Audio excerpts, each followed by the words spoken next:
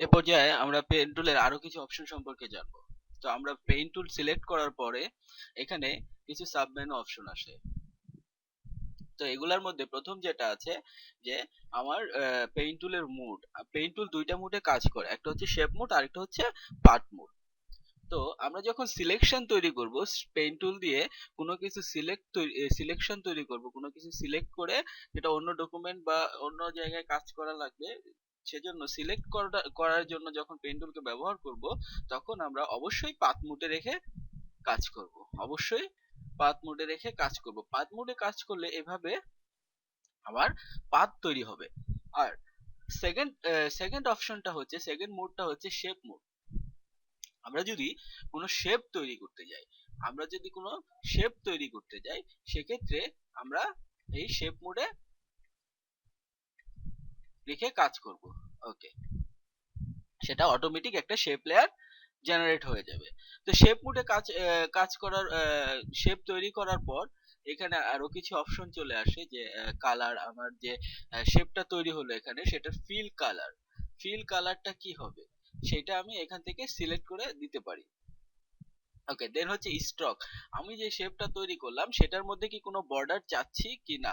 আমি যদি বর্ডার চাই, সেটার কালার কি হবে, এখান থেকে সিলেক্ট করে বর্ডারের উইডথটা কতটুকু হবে, বর্ডারের উইডথটা কতটুকু হবে। এখানে 3 পিক্সেল পরিমাণ আছে উইডথটা, আমি যদি একটু বাড়াই দেই তাহলে আস্তে আস্তে বর্ডারটা বাড়বে। দেন এখানে আছে আমার বর্ডার স্টাইলটা কি হবে। বর্ডার স্টাইলটা কি হবে, এখানে বিভিন্ন ধরনের বর্ডার স্টাইল আছে। আমি একটু এটাকে একটু কমিয়ে দেই। ওকে, একটা হচ্ছে সলিড, আরেকটা হচ্ছে ড্যাশ, আরেকটা হচ্ছে ডট। তো এগুলা এগুলা এগুলা দিয়ে আমি বর্ডার স্টাইলও চেঞ্জ করতে পারি। দেন এখানে নিচে কিছু অপশন আছে যে অ্যালাইন, বর্ডারটার অ্যালাইনমেন্ট কিরকম হবে। হ্যাঁ, প্রথমটা আছে ইনসাইড অ্যালাইন, তারপরটা আছে আউটসাইড, বাইরের দিকে হবে। তারপরেরটা আছে হচ্ছে মিডল, সরি লাস্টেরটা হচ্ছে মিডল, এটা হচ্ছে সরি লাস্টেরটা হচ্ছে আউটসাইড, আর এটা হচ্ছে মিডল। আমরা এইখানে শেপটা তৈরি করলে বিষয়গুলো ক্লিয়ার হবে। ওকে,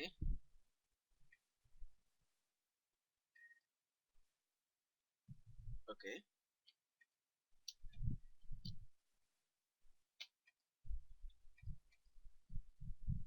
এগুলা ফেলে দিয়ে নতুন করে করছি।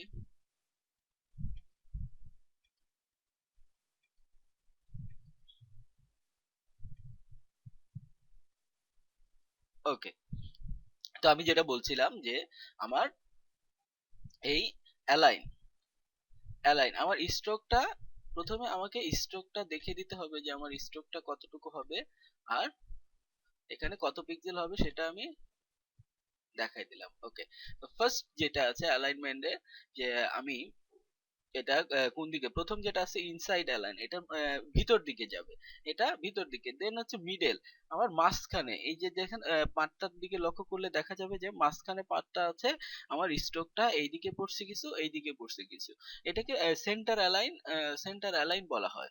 ওকে, দেন হচ্ছে আউটসাইড, আমার পাতটা, আমার এটা হচ্ছে আমার শেপটা লাস্ট বর্ডার। আমি আমি যে শেপটা করছি সেই শেপটার আউটসাইডে আমার বর্ডারটা বসছে। দেন আছে হচ্ছে ক্যাপস। আমার এইখানে 3 রকম ক্যাপস আছে, তবে ক্যাপস এখানে আমার ওপেন পাথের ক্ষেত্রে কাজে লাগবে। ওপেন পাথ বলতে আমি দেখাচ্ছি। সাপোজ আমি এইভাবে একটা,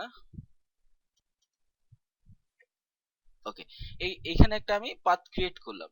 তো এই পাতের ক্যাপটা কিরকম হবে, আই মিন মাথার যে এই যে মাথাটা আছে, এটার স্টাইলটা কিরকম হবে।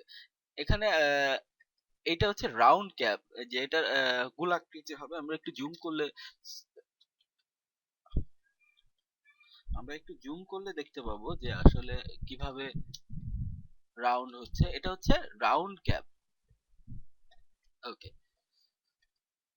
দেন আরো আরো কয়েক রকম আরো 2 রকমের ক্যাপ আছে, যেমন এটা হচ্ছে এই এই লাস্ট বর্ডার থেকে ফার্স্ট যে অপশনটা আছে এইটা আর এটা সেম, বাট এটার মধ্যে ডিফারেন্ট হচ্ছে যে আহ, এটা এইখানে প্রথম অপশনটাতে এই পর্যন্ত এইখানে এসে ই হয়, আর দেন লাস্টের অপশনটাতে আমার ক্যাপটা একদম লাস্টে গিয়ে হয়। দেন হচ্ছে কর্নার্স, আমার কর্নার্স গুলা কি রকম হবে, আমার যে আমি যে অবজেক্টটাকে তৈরি করছি, শেপটাকে আমি এখানে তৈরি করছি, সেই অবজেক্ট শেপটার কর্নারটা কি রকম হবে। তো সেই জন্য আমি এখানে কয়েক ধরনের কর্নার আছে। সাপোজ আমি এই লেয়ারটাকে সিলেক্ট করতে হবে, প্রথমে এই লেয়ারটা সিলেক্ট থাকা অবস্থায় দেন আমি সিলেক্ট করে দেই যে এখানে কর্নার কি রকম হবে। আবার এখানে রাউন্ড কর্নার দিয়ে দিলাম, তাই কর্নার গুলা রাউন্ড হয়ে গেছে। দেন এখানে কাটা একটা ভাব আসবে। হুম। তো এভাবে আমরা চাইলে কর্নারও কেও পরিবর্তন করতে পারি। তারপরে যে অপশন গুলো আছে যে উইড হাইট, আমি যদি শেপটার উইড হাইট বাড়াতে চাই সেক্ষেত্রে এখান থেকে বাড়াতে পারবো, সেক্ষেত্রে এখান থেকে বাড়াতে পারবো।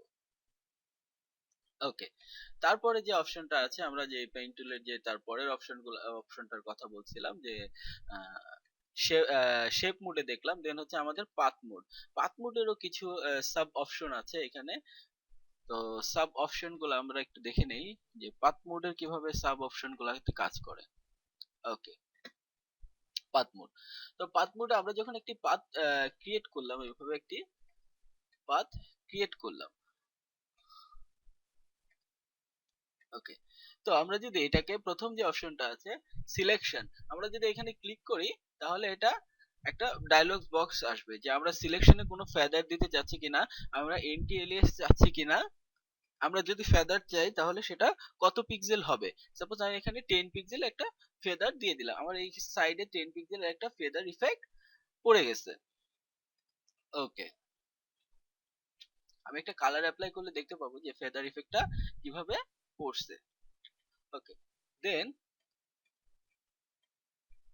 দেন যেটা আছে যে মাস্ক।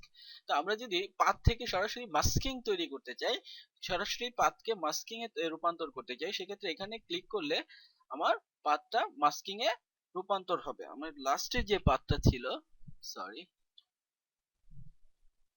ওকে, আলাদা একটা লেয়ারে করলে জিনিসটা ক্লিয়ার হয়ে যাবে।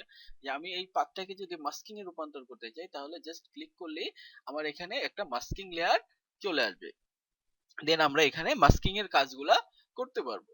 দেন যে অপশনটা আছে শেপ, শেপে ক্লিক করলে আমার যে পাথটা তৈরি করছি, আমার যে পাথটা তৈরি করছিলাম কিছুক্ষণ আগে আমরা শেপ মোডের কাজ দেখছি পেইন্ট টুলের। তো আমি যে পাথটা তৈরি করছি সেই পাথটা আবার শেপে যদি আমি পাথ থেকে শেপে তৈরি করতে চাই তাহলে এই অপশনটা কাজে লাগাতে পারবো। ওকে, এখানে কিছু অপশন আছে যে combine shape, subtract from shape, intersect shape areas, exclude overlapping areas. এই অপশনগুলো আমরা যখন সিলেকশন টুল দেখছি, যে সিলেকশন টুলের ক্ষেত্রে কিছু সাব মেনু আসে, এই যে অ্যাড, ইন্টারসেক্ট, সাবট্রাক্ট, এই অপশনগুলোর মতো এখানে কাজ করে। তবে এখানে আমরা যখন পাথ ক্রিয়েট করব, পাথ ক্রিয়েট করা অবস্থায় ওই অপশনগুলা আমার কাজে লাগবে। দেন এখানে একটা অপশন আছে রাবার ব্যান্ড।